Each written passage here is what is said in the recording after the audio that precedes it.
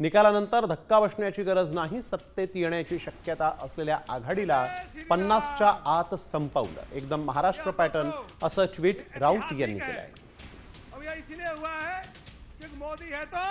आपल्या ट्विटमध्ये ते नेमकं काय म्हणतायत पाहूया. बिहारच्या विधानसभा निवडणुका निकालानं धक्का बसण्याची गरज नाही.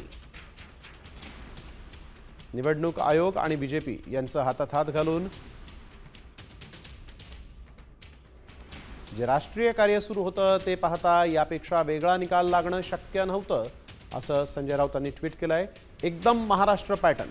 जी आघाडी सत्तेवर येणार याची खात्री होती त्यांना 50च्या आत संपवलं.